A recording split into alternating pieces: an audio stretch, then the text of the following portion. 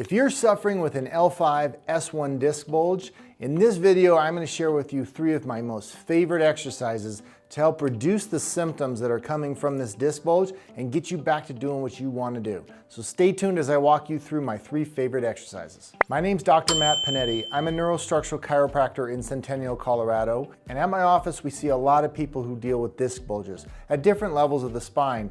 L5 and S1 tend to be a very common spot for a disc bulge. I think it's important you understand what that is before we talk about how you can improve it. A disc bulge is simply when a disc protrudes further than it normally sits in the spine, and it can put pressure on the nerve itself. On my spine model here, there's actually a small disc bulge here between L4 and L5. This is not what we're talking about today. The level is actually a little bit further down when we're talking about L5, S1. L5 is your lowest lumbar vertebrae. S1 stands for the top of your sacral vertebrae. And when this disc itself moves and protrudes a little further than normal, it will cramp down and put pressure along these nerve pathways. They run down your legs, into your feet and toes. So we can see symptoms such as numbness, tingling, pain going out down the outside of the leg into the front of the foot and top of the foot. And we can also see pain, numbness, and tingling going down the back of the leg and traveling down into the heel of the foot. So if you've noticed symptoms in either of those areas, you potentially have a disc bulge in L5-S1.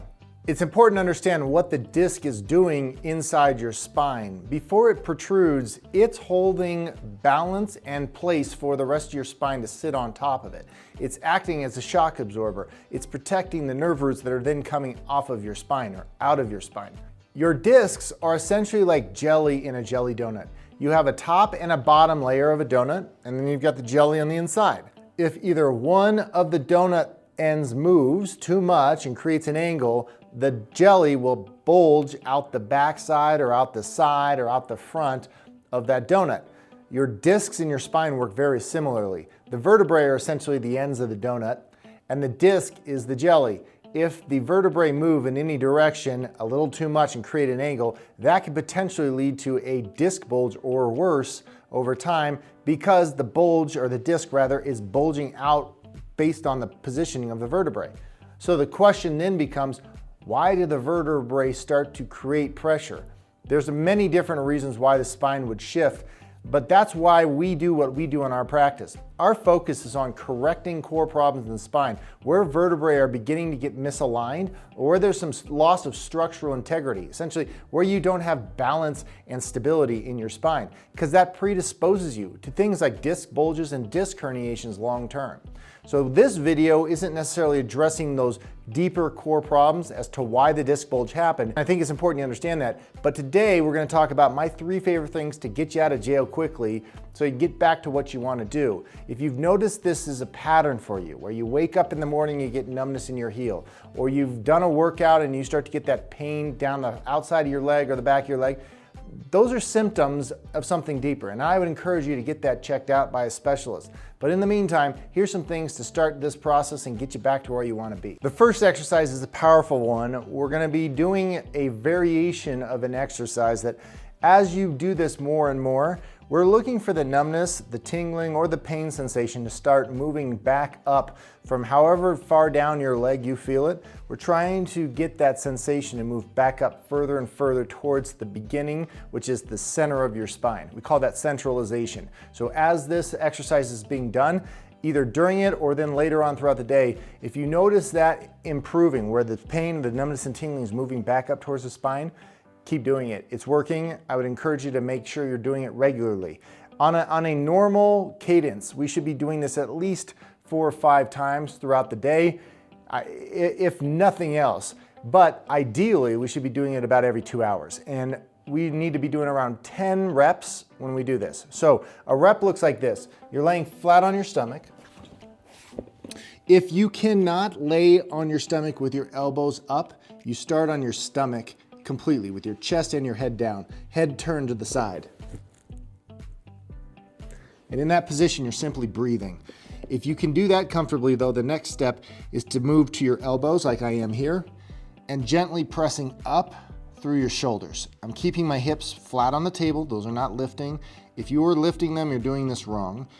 And you can gently bring yourself back into that position 10 times. Again, pressing through your shoulders. 10 times. Okay, if that's easy for you, the next step is to bring your hands involved and press up. Okay, if this feels good and like you're stretching as much as you can, then stay with this. If you feel like you can go further, the next step is to come up to this. Now, I'm not lifting my entire pelvis off the table. I'm keeping my hips down and just lifting up from my waist to my spine or to my shoulders. That's the only part of my spine I'm lifting up. And again, I'm doing 10 of these. Gently, controlled, not too fast. That's the point.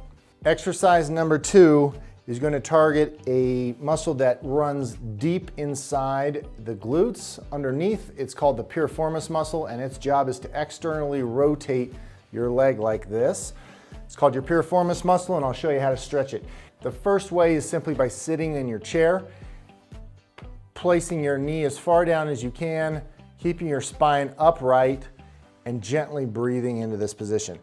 If your knee cannot get further down than this, work to push it down as much as you can while breathing deeply. Eventually, we want it to be completely parallel to the floor. If you're able to do this and there's no tightness, the next step is to keep your spine straight. In other words, don't round your lower back, keep your spine straight, and as you do, bend forward. The bending position forward like this helps to stretch deeper into that piriformis muscle. Hold this position for 15 to 25 seconds, and then switch and do the other side of the leg. If you seem to be able to do that exercise pretty easily, you can lay on your back next and stretch the same muscle, but in a deeper way, crossing the legs similarly to what we did when we were seated, taking your arms, wrapping them behind your leg, and pulling that leg to your chest. That will get you an even deeper stretch into the piriformis muscle. Again, holding for 15 to 25 seconds is ideal. Lastly, in these situations, sometimes it's all someone can do just to get out of bed in the morning. It's terribly painful, uncomfortable, they have a hard time doing anything. In those situations, if that's where you are in terms of pain scale, then this exercise is going to be the best thing for you. It's belly breathing through your lower back, engaging core muscles there that will help to improve function in your lower back and release some of the tension and tightness that you're getting because everything's protecting and guarding the disc bulge. So the way you can do this simply is by laying on your back in bed, trying to expand your belly, breathing through your nose,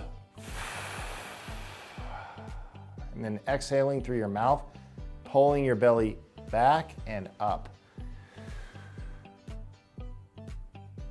Breathe in,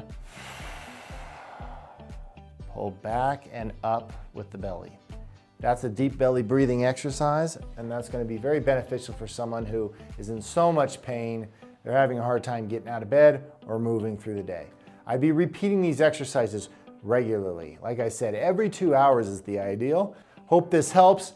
If you've got questions, please leave them in the comment box. Happy to help you out if we can, as well as give us some ideas for our next videos. Thanks for watching, and best of luck with your L5-S1 disc bulge.